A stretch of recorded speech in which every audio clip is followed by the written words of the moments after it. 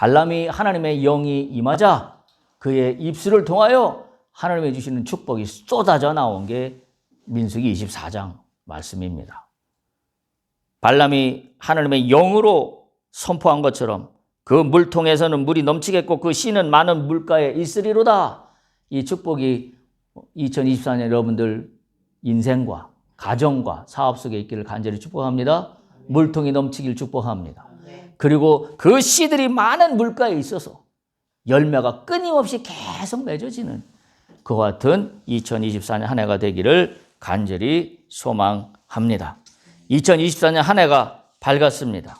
새해 첫 주일을 주 앞에 올려드릴 수 있도록 허락하신 주님께 감사한 마음으로 우리가 오늘 예배를 드리고 있습니다. 올 한 해도 나의 모든 행사를 통해서 주께 영광을 드리는 귀한 한 해가 되기를 간절히 소망하며 축복합니다. 2023년도 지난해에는 우리가 표어를 우물물아 솟아나라 너희는 그것을 노래하라 이런 영적 목표를 삼고 달려왔습니다. 어찌 보면 2024년도 우물물을 팠다면 이제 2024년도는 열매 맺는 해가 되기를 축복합니다. 그래서 올 한 해 우물물이 넘쳐서 물통이 넘쳐서 결실을 맺는 귀한 한 해가 되기를 축복합니다. 그래서 2024년 올해 우리의 미션을 이렇게 정했습니다. 잠언서 16장 3절의 말씀입니다. 너의 행사를 여호와께 맡기라. 그리하면 네가 경영하는 것이 이루어지리라. 이루어지기를 축복합니다. 이루어질 수 있습니다. 믿음으로 나가는 자는 이루어집니다. 발람이 영적인 눈을 떴을 때 하나님은 그가 사랑하는 이스라엘 백성들에게 축복을 쏟아부어 주셨습니다. 우리에게도 마찬가지로 2024년 한 해 우리의 영적인 눈이 떠여 있다면 하나님이 나에게 베푸시는 축복을 하나도 빼놓지 않고 다 받을 수 있습니다. 문제는 뭐냐? 내가 영적인 눈이 감기어지는 게 문제입니다. 그러면 축복이 축복인지도 모르고 그것이 무엇인지도 전혀 알 수가 없습니다. 영적인 눈이 뜬 자만이 알 수 있는 하나님의 은혜가 있습니다. 너의 행사를 여호와께 맡기라. 그리하면 네가 경영하는 것이 이루어지리라. 이 선포의 말씀을 올 한 해 가슴에 새기고 우리가 무슨 일을 하든지 무엇을 계획하든지 길을 가든지 누워 있든지 누구를 방문하든지 누구를 만나든지 사업을 하든지 항상 마음속에 이걸 먼저 속으로 주 앞에 고백하고 그리고 일을 시작할 수 있길 바랍니다. 너의 행사를 여호와께 맡기라. 그리하면 네가 경영하는 것이 이루어지리라. 하나님, 제가 오늘 무슨 일 때문에 누구를 만납니다. 라는 그 직전에 이거 고백하는 겁니다. 너의 행사를 여호와께 맡기라. 그리하면 네가 경영하는 것이 이루어지리라. 하나님, 내가 이 말씀 믿고 나갑니다. 주님 믿음으로 담대하게 그리고 하나님의 공의에 비추어 옳고 그름을 판단할 수 있는 나의 영적인 눈을 허락하여 주시옵소서. 왜냐하면 하나님은 불의를 허락하시진 않거든요. 그래서 그때마다 이 말씀으로 무장하고 철갑을 두르고 나갈 수 있기를 축복합니다. 올 한 해 그런 축복이 우리에게 있기를 소망하면서 오늘 첫 주일 말씀의 제목을 이렇게 잡았습니다. 복을 얻은 자. 그래서 이번 주 하고 그다음에 또 다음 주에 끝날지 아니면 한 주 더 갈지 확실히 모르겠습니다만은 말씀이 이어지는 대로 복을 얻는 자라는 제목으로 함께 말씀을 나누도록 하겠습니다. 새해를 시작하면서 누구나 가장 듣기 좋은 말, 누구나 가장 소망하는 말이 있다면 복일 겁니다. 내가 복을 어떻게 얻을 수 있을까? 내가 복 있는 사람이 될 수 있을까? 올 한 해는 나에게 복이 올까? 이런 생각들이 많을 거예요. 이거는 믿는 자들뿐만이 아니라 믿지 않는 세상 사람들, 그 어느 누구나 동일하게 자신이 뭔가 복이 있기를 소망하는 것은 인간의 어쩔 수 없는 동일한 생각들입니다. 그래서 먼저 복의 의미에 대해서 살펴보도록 하겠습니다. 복이라는 것은 동양과 서양 문화권에 따라서 약간 해석하는 면들이 다르게 전통적으로 이어져 왔습니다. 동양에서는 주로 복이라는 단어가 관념적인 그런 관점에서 표현이 되어서 어떤 면에서는 운명론적인 측면이 강하게 나타났습니다. 그래서 복을 얘기할 때 늘 뭐가 따라다니냐면 행운, 뭐 운수, 그래서 뭐 우리 말들이 뭐 운수대통 이런 말이 있잖아요. 그게 다 뭔가 운명론적으로 뭔가 나에게 따라오는 어떤 내가 잘 알지 못하는 어떤 영역. 그래서 우리가 뭐 어떤 복을 받게 됐다면 뭐 참 운수가 좋았다 이렇게 늘 우리가 이야기하는 게 동양적인 겁니다. 그러면서 한편으로 동양권에서의 복은 어떤 개념이 좀 철학적으로는 강하게 배어 있냐면 인과응보적인 개념이 강하게 배어 있습니다. 내가 뭘 했기 때문에 복을 잘 받고 내가 뭘 못했기 때문에 복을 받지 못하고 뭐 이런 그래서 말하자면 내가 뭐 선한 행위나 이런 걸 통해서 공덕을 잘 쌓았기 때문에 내가 뭐 복을 받았다. 예. 뭐 그래서 이런 개념들이 동양에서는 이렇게 좀 배경적으로 깔려 있는 그와 같은 복의 개념이라면 서양은 이 복이 기본적으로는 어떤 개념들을 갖고 있냐면 행운의 여신으로부터 주어지는 것이다. 행운의 어떤 여신이 이 복을 나에게 준다라는 측면이 하나가 있고 또 하나는 복은 인간 자신의 노력으로 만들어진다라는 의미에서의 인본주의적인 사고의 관점이 이 서양적인 복의 개념에 깔려 있습니다. 그러니까 동양과 서양이 전통적으로 복에 대한 이해하는 각도가 약간의 차이가 있습니다. 동양은 조금 더 운명론적인 쪽에 이렇게 치중이 돼 있다면 서양은 조금 더 인간이 뭐 어떻게 하느냐의 그런 인본적인 거에 좀 많이 깔려 있다 이렇게 보시면 되는데요. 성경은 그럼 복을 뭐라고 이야기하느냐? 이제 여기 우리의 관심이죠. 성경은 복을 뭐라고 얘기냐면 정확하게 정의합니다. 절대 주권자이신 하나님께서 자신의 기쁘신 뜻을 따라 베푸시는 은혜의 선물입니다. 이게 복입니다.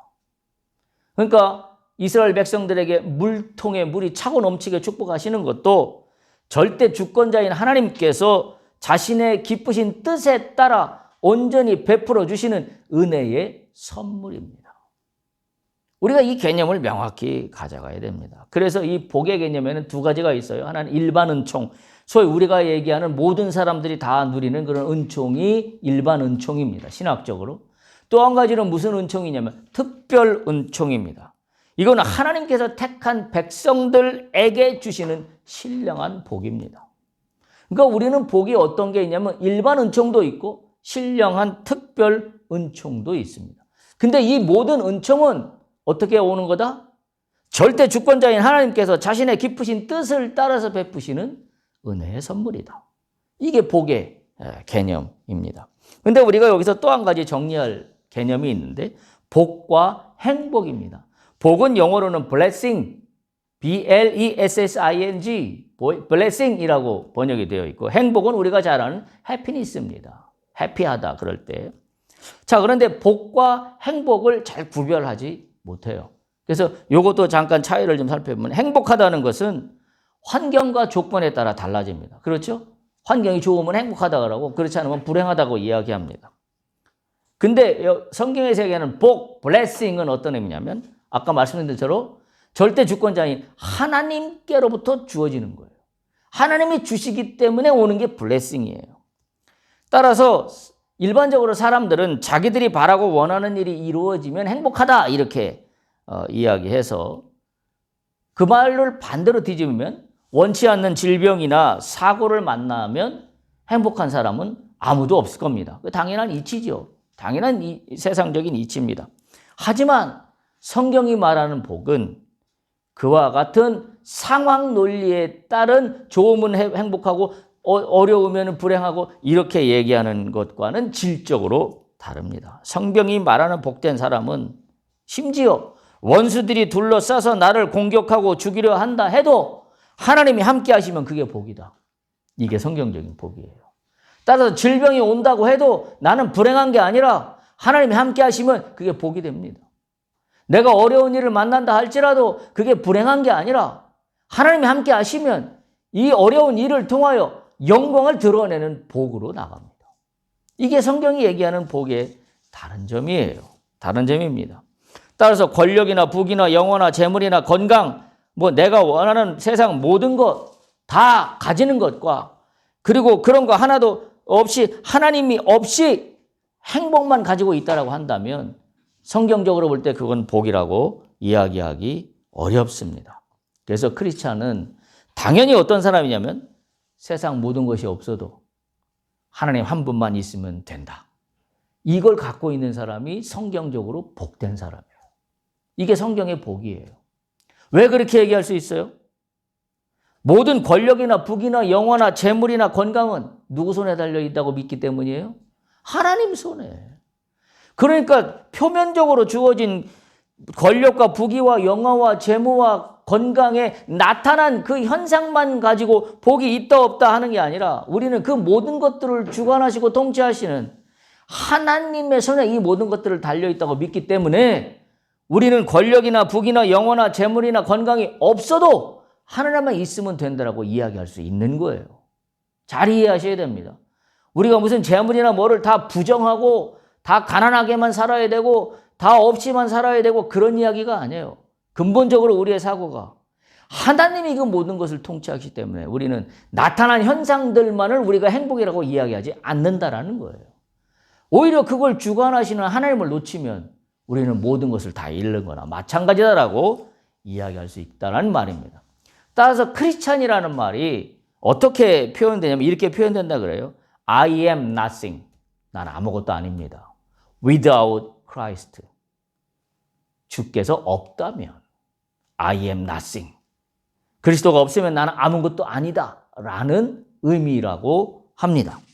올해 우리가 미션으로 삼고 있는 표현을 잘 생각해 보세요. 너희 행사를 여호와께 맡기라. 그리하면 네가 경영하는 것이 이루어지리라는 말은 무슨 말이냐면 나에게 그리스도가 없으면 나는 아무것도 이룰 수 없습니다. 이 얘기랑 똑같은 거예요.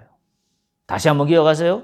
너희 행사를 여호와께 맡기라. 그리하면 네가 경영한 것이 이루어지리라는 말의 동의어는 나에게 그리스도가 없다면 나는 아무것도 이루어지지 않습니다.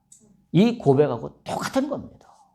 따라서 우리가 지금 표현으로 삼고 있는 너의 행사를 여호와께 맡기라. 그리하면 내가 경영한 것이 이루어지리라는 것이 오히려 더 중요한 비중은 어디에 있어요? 이루어지는 것 맞습니다. 이루어지는데 앞부분에 있어요. 너희 행사를 모두 여호와께 맡기라. 이 얘기는 뭐예요? I am nothing without Christ라는 얘기예요. 주님이 없으면 나는 아무것도 아닙니다. 이 믿음으로 나갈 때 주께서 이루십니다. 우리가 뭘 원하든지 우리가 원하지 못했던 것까지도 이루십니다. 여러분 발람이 하나님의 영이 뜨여서 그가 축복했던 말들을 보세요. 한 번도 인간들이 상상한 말들이 아닙니다. 어마어마한 축복이 쏟아져 있는 것을 우리가 확인하잖아요. 다시 한번 보실래요? 민수기 24장 1절에서 9절을 보면 이렇게 이야기, 5절 보면 이렇게부터 시작합니다. 야곱이여 내 장막들이 이스라엘이여 내 거처들이 어찌 그리 아름다운고. 야, 하나님이 보실 때 네 인생이 아름답다는 거예요. 지금 겉으로 보세요. 우리가 인간적인 눈으로 보면 이스라엘 백성들이 뭐가 아름답습니까? 지금 광야에서 정처 없이 40년을 떠돌고 있는데 하나님이 볼 때 아름답다라는 거예요. 왜? 하나님은 지금의 광야 상태만 보시는 게 아니라 가나안 땅에 들어가서 이스라엘 백성들이 나와 함께 동고동락하며 하나님 나라를 이룰 것을 하나님은 바라보고 계시기 때문에 아름답다라는 겁니다. 그런데 우리의 눈은 어디에 갇혀 있어요? 현실에만 갇혀 있습니다.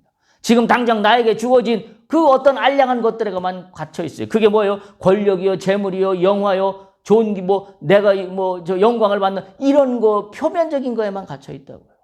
우리가 눈을 떠야 되는 건 그 모든 것들을 통치하고 가능하게 하시는 것은 하나님 손에 달려 있습니다. 이 고백으로 올 한 해 나갈 수 있어야 돼요. 그럴 때 그 사람이 복이 있는 사람입니다. 보세요. 민수기 24장 6절에 보면 이렇게 하나님이 발람의 입을 통하여 축복하세요. 이스라엘 백성들을 향하여 그 벌어짐이 골짜기 같고 강가의 동산 같고 여호와께서 심으신 침향목 같고 물가의 백향목 같고 뭐 얼마나 더 좋은 말을 더 해야 될까요? 네. 어마어마합니다. 물통에서는 물이 넘치겠고 그 씨는 많은 물가에 있고 모든 왕이 아각보다 높아서 나라가 흥왕하겠고 정말 어마어마한 축복으로 쏟아지고 있는 것을 볼 수가 있습니다. 또 그 힘이 들소와 같고 8절에 보면 적국을 삼키고 그들의 뼈를 꺾고 화살로 쏘아 꿰뚫고 9절 꿇어 앉고 누움이 수사자 같고 암사자 같고 일으킬 자가 누구냐? 너를 축복하는 자마다 복받고 너를 저주하는 자마다 저주를 받을 것이다. 하나님이 우리에게 부어주시는 은혜는요, 복은요, 우리의 상상을 초월해요. 그러면 우리가 할 수 있는 건 단 하나밖에 없어요. 뭐라고 한다고요? I am nothing without Christ. 이것만 결단하면 됩니다. 주님이 없으면 나는 아무것도 없습니다. 아무것도 아닙니다. 다시 말하면 주님이 함께 하시지 않으면 나는 아무것도 이룰 수 없습니다. 그래서 거꾸로 어떻게 한다고요? 나는 주님만 의지합니다. 나는 주님께 나의 모든 행사를 맡기겠습니다. 이 결단으로 나가는 거예요. 이 결단으로 복된 한 해가 되시기를 간절히 축복합니다. 행복과 복이라는 두 가지 단어의 어원, 영어 어원을 살펴보면 더욱더 그 의미를 알 수 있어요. 행복이라는 말은, happiness라는 말은 영어에서 happen이라는 말에서 단어에서 나왔어요. happen이 뭐예요? 우연히 일어나는 게 happen이에요. What happened? 이렇게 하잖아요. 우연히 일어나는 거예요. 뭔 일이 있었어? happen이에요. 근데 성경의 복, blessing은, 잘 들으세요. blessing은 어디서 나온 거냐면 bleed, B-L-E-E-S-I-N-G, blessing이라는 복이라는 단어가 B-L-E-E-D, bleed라는 단어에서 나왔습니다. bleed가 뭐예요? 피 흘림입니다. 피 흘림이요. 피를 흘리다라는 bleed예요. 그러니까 성경의 세계는 복은 피를 흘리는 bleed에서 나온 게 blessing이에요. 그러면 우리가 잘 아는 성경 구절이 있어요. 히브리서 9장 22절입니다. 예수님의 피 흘림이 없은즉 사함이 없느니라. 결국 우리의 복은 어떤 복이에요? 예수 그리스도의 피 흘림으로 말미암아 얻게 된 복이에요. 왜냐하면 예수 그리스도로 말미암아 내가 구원받았기 때문에 그 구원받은 자를 하나님은 당신의 자녀로 삼으시고 그리고 하나님의 복을 허락하십니다. 따라서 우리는 그걸 잊으면 안 돼요. 내가 믿는 자로서 나의 복의 개념은 뭐로부터 출발하냐? 내가 열심히 했기 때문에, 내가 뭘 잘했기 때문에, 물론 그것도 일부분 포함됩니다. 아무것도 안 하고 있으면 이루어지지 않을 테니까요. 그러나 그게 아니라 나가 받는 모든 복은 뭐 때문에 온 거다? 주님의 피 흘림 때문에 이 모든 것들이 가능해졌다. 예수 그렇게 해서 십자가에 달려 피를 흘리신 그 공로로 말미암아 나에게 복이 오게 통로가 되어주셨다.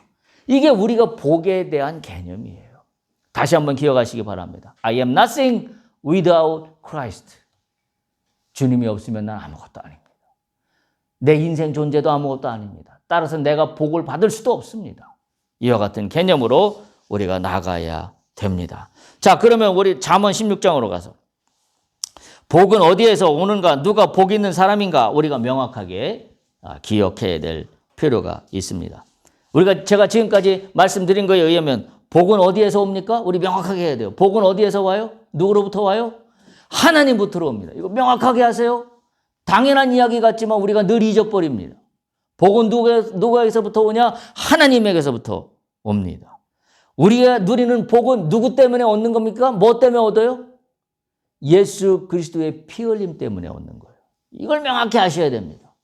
우리가 얻는 복은 누구의 은혜로 얻는 거냐면 예수 그리스도의 피 흘림 때문에 우리가 복을 얻는 거예요. 그러면 누가 복을 얻는 자가 되나요? 주님을 의지하는 자. 주님을 100% 의지하는 자. 그가 복을 얻는 자가 됩니다. 인과응보도 아니고 인간의 공로도 아닙니다. 온전히 주님을 의지하는 자가 복이 됩니다. 여러분 우리가 읽은 잠언서 16장 20절 보세요. 잠언서 16장 20절 보면 맨 마지막에 그렇게 써 있습니다. 삼가 말씀에 주의하는 자는 좋은 것을 얻나니 여호와를 의지하는 자는 복이 있느니라. 기억하십시오. 복이 있는 자는 누구냐면 여호와를 의지하는 자라고 분명하게 말씀하고 있습니다. 2024년 한 해 여호와 하나님으로 말미암아 복된 자들이 다 되시기를 축복합니다. 여호와를 의지하는 사람은 자기의 마음으로 경영을 한다 할지라도 응답을 여호와께서 하십니다. 자기의 모든 행사를 주께 맡기는 자들은 경영하는 것이 다 이루어집니다. 자기의 길을 자기가 계획한다 할지라도 그 걸음을 인도하시는 분은 여호와 하나님 한 분뿐입니다. 말씀에 귀를 기울이고 주의하는 사람은 복을 얻게 됩니다. 할렐루야. 그러면 조금 더 구체적으로 우리가 이번에 표어로 삼고 있는 너의 행사를 여호와께 맡기라 그리하면 내가 경영하는 것이 이루어지리라. 잠언서 16장 3절의 의미를 조금 더 구체적으로 살펴보도록 하겠습니다. 먼저 살펴봐야 될 것은 인간이 계획한 거에 대해서 그 일이 어떻게 이루어지는가라는 걸 정확히 이해해야 합니다. 다시 한번 인간이 계획한 것에 대해서 그 일은 어떻게 이루어지는가? 뭐 때문에 이루어지는가? 잠언서 16장 1절을 보세요. 잠언서 16장 1절을 보면 뭐라고 써 있냐면 이렇게 써 있습니다. 마음의 경영은 사람에게 있어도 말의 응답은 여호와께로부터 나오느니라. 우리가 주의해서 봐야 될 말은 있어도입니다. 있어도라는 말 다음에 그 뉘앙스는 뭐예요? 반전이에요. 앞에 말에 있어도 뒤는 다르다는 이야기. 계획은 인간에게 있어도 그것이 네 계획대로 되지 않는다는 거예요. 그거 명확하게 이해하셔야 됩니다. 새 번역에 보면 이렇게 번역해 놨어요. 계획은 사람이 세우지만 이렇게 번역해 놨고 그 다음에 그 부분을 NIV 영어 성경에는 뭐라고 번역해 놨냐면 but이라는 단어로 써서 명확하게 하고 있어요. 앞에 내용을 한다 할지라도 but 그러나 어떻게 한다고요? 여호와께서 응답하신다. 우리가 명확히 하셔야 돼요. 계획은 내가 세운다 할지라도 내가 계획이 세웠기 때문에 내 힘으로 이루어지는 것이 아니라 계획은 내가 세웠지만 but 응답이 어디서 온다고요? 여호와께로부터 온다. 말의 응답은 여호와께로부터 나오느니라. 우리가 이 의미를 명확히 기억해야 됩니다. 이게 당연한 것 같지만 당연하게 되지가 않아요. 마음의 경영이라는 말은 하나님께서 주신 자유의지를 말합니다. 그러니까 내 자유의지를 계획을 세우기 때문에 우리는 항상 뭐예요? 나의 의지로 일이 이루어질 수 있다고 생각을 해요. 나의 의지가 모든 것을 결정한다고 생각을 합니다.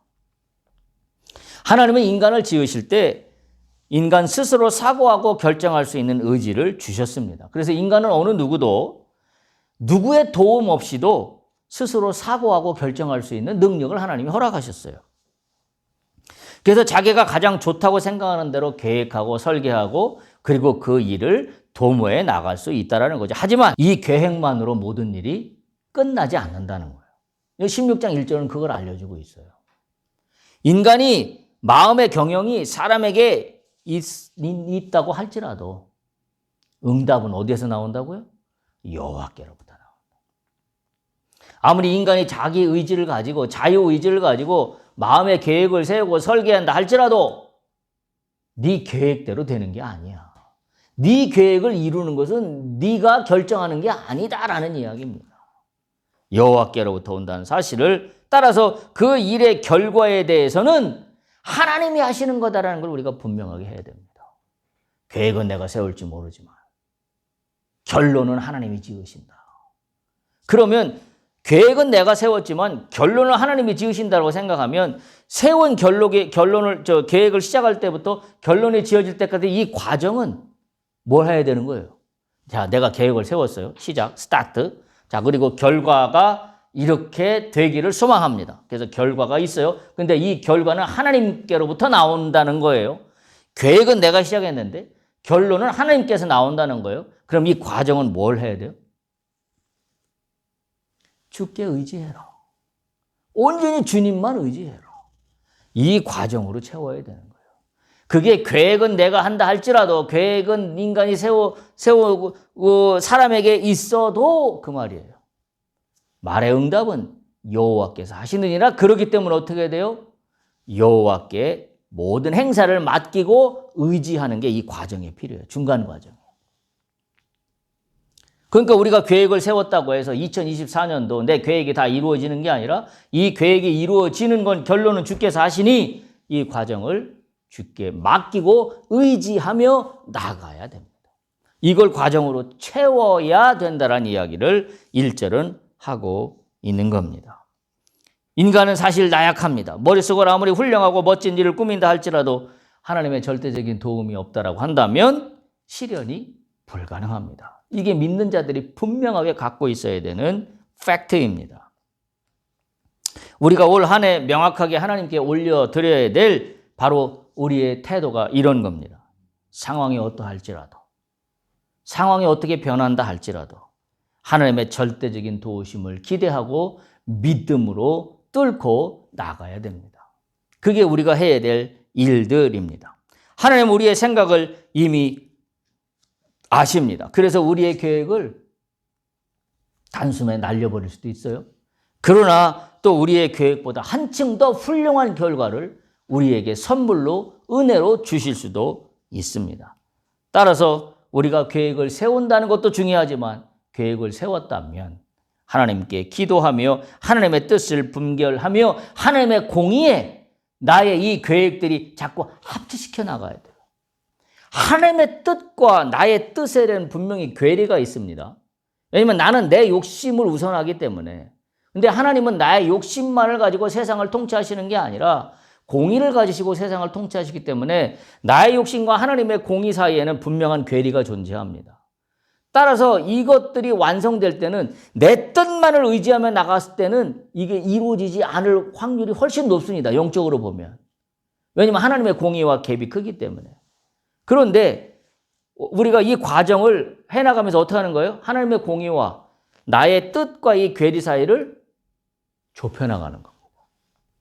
그럼 어떤 일이 벌어질까요? 내가 하는 나의 계획이 이루어지지 않는 걸로 끝날까요? 아니에요. 나는 이렇게 계획을 세웠지만 내가 생각해보지도 못했던 더 어마어마한 것들로 하나님이 당신의 공의와 합해질 때 채우신다는 이야기예요. 우리가 이걸 영적으로 잘 깨달아야 돼요. 만약에 우리가 내가 원하는 것만 이루어 주옵소서라는 수준에 끝나버린다면 이거는 미신하고 별로 다를 바가 없어요. 그냥 이것만 이루어 달라라는 것만 다를 바가 없죠. 그런데 우리 기독교는 뭐예요? 하나님과 교제하고 교통하잖아요. 그게 가장 중요하잖아요. 그래서 우리가 내가 계획을 세웠다 할지라도 하나님의 공의를 내가 계획을 세운 걸 놓고 기도하면서 이 조정 작업이 필요한 거죠. 그래서 이게 하나님의 공의에 맞아 떨어지는 순간이 되면 하나님이 폭발적으로 은혜를 베푸시는 거죠. 그 은혜는 아까 우리가 민수기에서 읽은 것처럼 백향목계, 침향목계, 암사자, 숫사자, 골짜기, 강가, 물가 어마어마한 축복들이 쏟아지게 되어 있는 거예요. 근데 우리는 이 비밀을 몰라요. 우리는 이 비밀을 무시하고 삽니다. 그리고 뭐만 놓고 살아가요? 내가 이루고 싶은 나의 뜻 이것만을 놓고 살아가니 하나님이 부어주시는 물가의 축복, 백향목의 축복, 침향목의 축복, 암사자, 숫사자의 축복, 거꾸로 떨어지지 않는 축복, 이 모든 축복을 다 받지를 못하는 거예요. 내가 원하는 건 이 수준에 있기 때문에 하나님이 원하시는 건 그 이상인데 우리가 그것을 분명히 기억할 수 있기를 바랍니다. 자, 그러면 인간의 판단과 하나님의 관점에 대해서 조금 더 정확히 이해해야 될 필요가 있어요. 첫째, 인간은 지금 제가 말씀드리는 것과 맥락이 같아요. 늘 자기에게 관대하고 편파적입니다. 인간은 늘 자신에게 관대하고 편파적입니다. 여러분 2절 보세요. 잠언서 16장 2절. 뭐라고 되어 있냐면 이게 이제 조정하는 과정이에요. 제가 말씀드린. 사람의 행위가 자기 보기에는 모두 깨끗해요. 편파적입니다. 자의적입니다. 관대합니다. 근데 뒷부분을 보세요. 여호와는 그렇지 않다라는 거예요. 사람이 자기를 판단할 때는 모두가 다 깨끗하고 정의롭고 올바르고 바르다고 생각하지만 하나님 생각은 다를 수 있다라는 거예요. 다르다라고 말씀은 안 하셨지만 다를 수 있다라고 여길 수 있는 건 뭐예요? 여호와는 심령을 감찰하시느니라. 그러니까 제가 앞에 말씀드린 게 이해가 가시죠? 자, 내가 계획을 세웠어요. 그리고 하나님의 공의가 있어요. 내가 계획을 세운 것만 놓고 기도할 게 아니라 기도하는 과정에 성령님의 도우심을 받아서 나의 계획 세운 나의 뜻과 하나님의 공의가 합쳐지는 작업이에요. 이걸 하나님이 뭐라고? 여호와는 심령을 감찰하신다. 그냥 내 뜻. 사람은 행위가 자기 보기에는 모두 깨끗하다는 착각과 편견 속에 종종 빠져 있습니다. 그래서 사람들은 자신의 허물과 잘못은 덮어주기를 원하고 오직 남에 대해서는 아주 칼같이 잣대를 들이대는 게 인간들 누구나 갖고 있는 죄성이지요. 아집과 독선이지요. 객관적인 이성은 힘을 잃고 주관적인 감성만이 영향을 지배해버리는 그와 같은 상황입니다. 그럼에도 부족하고 미련한 인간은 남을 판단하기를 즐겨합니다. 자신이 판단이 옳았음을 증명해 보이고 싶어 합니다. 그리고 자꾸 말하고 싶어 합니다. 2절 말씀을 꼭 기억하시기 바랍니다. 사람의 행위가 자기 보기에는 모두 깨끗한 것처럼 보일지라도 여호와 생각은 다를 수 있다. 따라서 우리가 해야 될 일은 뭐예요? 여호와 생각을 나의 심령이 맞춰가야 돼. 맞춰가야 돼. 좁혀가야 돼. 이 간격을 줄여야 돼. 그 과정을 이야기하고 있는 겁니다. 하나님이 경영하시고 이루시기를 원한다고 우리가 생각을 한다면 이 부분에 대해서 분명하게 우리가 고백하고 믿음으로 나갈 수 있어야 합니다. 그러니까 내가 늘 옳고 나의 고집으로 믿음이라는 포장재만 잔뜩 쌓아놓고 나간다고 한다면 하나님의 공의와 나의 뜻 사이에 간격은 하나도 좁혀지지 않기 때문에 이제 내가 추진하고 있는 이 계획은 하나님이 이루실 수 없는 영역 속으로 옮겨지고 말아요. 하나님이 원하시는 영역 속으로 나의 계획을 끌어가야 될 거 아닙니까? 근데 나는 계속 여기에서 머물고 있다라고 한다면 하나님이 베푸실 수 없는 은혜 속으로 내 스스로 나의 계획을 집어넣고 있다라고 생각하실 수 있다라는 이야기입니다.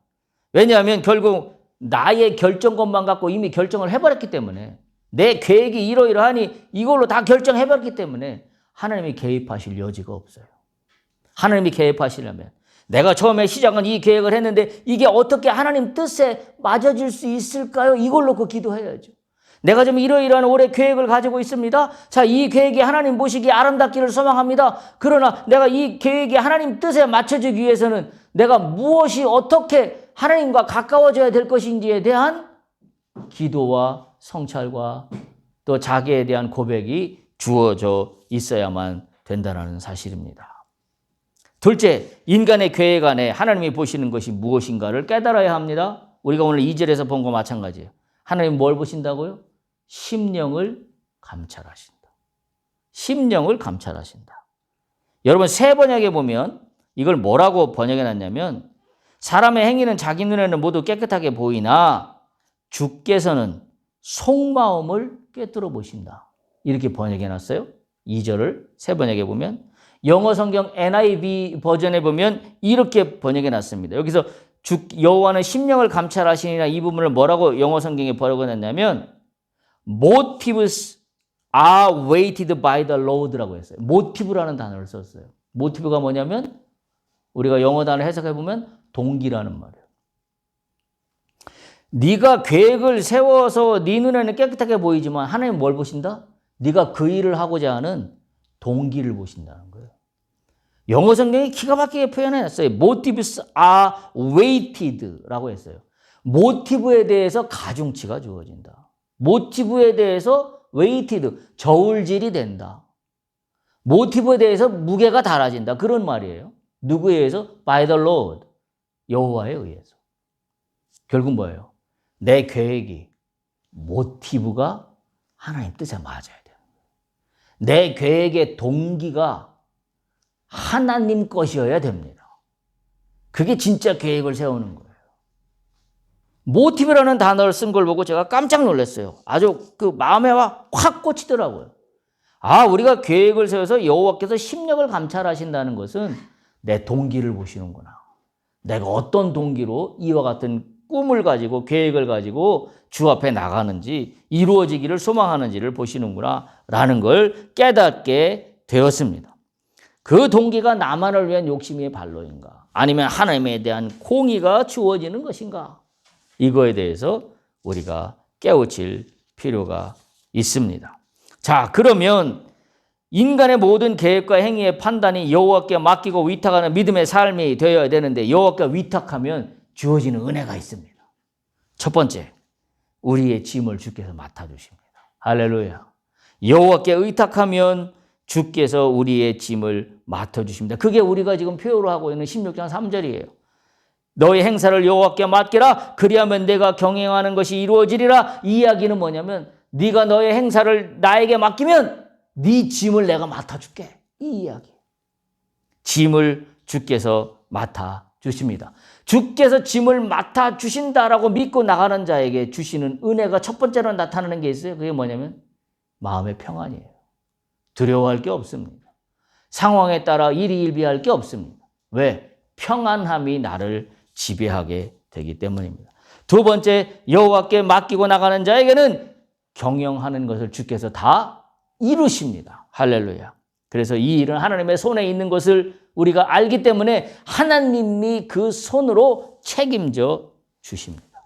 라는 사실이고, 세 번째, 여호와께 맡기는 자에게 어떤 은혜가 있는가 하면 하나님 보시기에 가장 적당한 걸로 주십니다.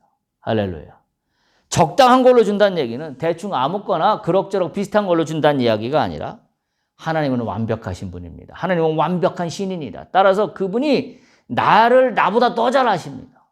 따라서 나에게 딱 필요한 것을 주십니다.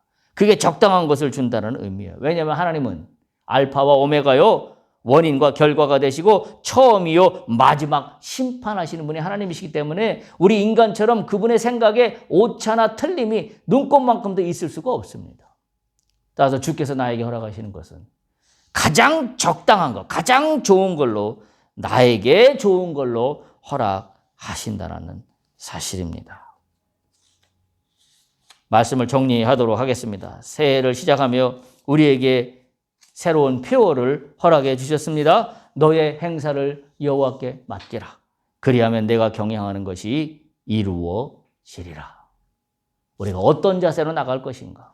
나의 계획과 하나님의 공의 사이에 간격을 줄여나가기 위해서 나는 무엇을 어떻게 해야 될 것인가? 라는 거에 대해서 우리가 함께 나누었습니다. 인간의 판단은 늘 자신이 옳습니다. 그러나 하나님은 동기를 보십니다.